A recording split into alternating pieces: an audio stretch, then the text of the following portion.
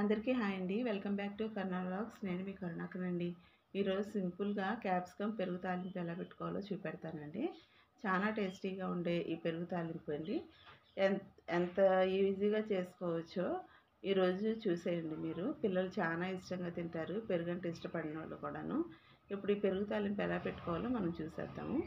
ముందుగా స్టవ్ వెలిగించుకొని బాండీ పెట్టుకొని ఒక 2 స్పూన్లు అయితే వేరుశనగ గుళ్ళు అయితే వేయించుకున్నానండి దోరగా.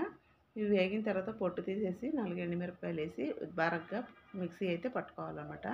ఇప్పుడు ఒక ఉల్లిపాయ పొడుగ్గా కట్ చేసుకున్నానండి సన్నగా. క్యాప్సికమ్ కూడా సన్నగా పొడుగ్గా తరుక్కున్నాను. అందులో కొద్దిగా పసుపు, కారము, కొద్దిగా ధనియాల జీలకర్ర పొడి, ఇందాక మనం మిక్సీ పట్టుకున్నాం కదా ఈ శనగగుళ్ళని, ఎండుమిర్చి, ఆ పొడి కూడా వేసి మొత్తం మిక్స్ చేసుకోవాలండి.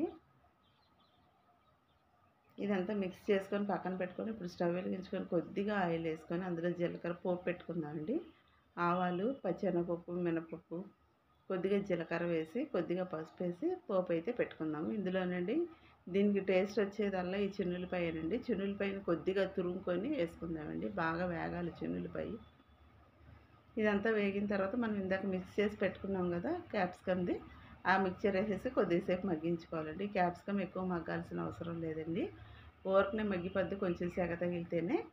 ఇప్పుడు ఇందులో మనం పెరుగు ఒక కప్పు తీసుకున్నాం కదా, దాన్ని గడ్డలు లేకుండా చిలుక్కొని అదైతే ఇందులో వేసేసుకుందాము. కొద్దిసేపు మగ్గించుకుందాం దీన్ని. పెరుగంతా ముక్కలకు పట్టిద్ది కదా, అప్పుడు టేస్ట్ బాగుంటుంది అన్నమాట. కొద్దిసేపు ఉడికించుకున్న తర్వాత తీసేసి కొద్దిగా కొత్తిమీర జల్లుకుంటే సరిపోతుందండి. అంతేనండి, టేస్టీ క్యాప్సికమ్ పెరుగు తాలింపు రెడీ అయిపోయిందండి. నచ్చిందా అండి? మీరు కూడా ట్రై చేయండి ఒకసారి.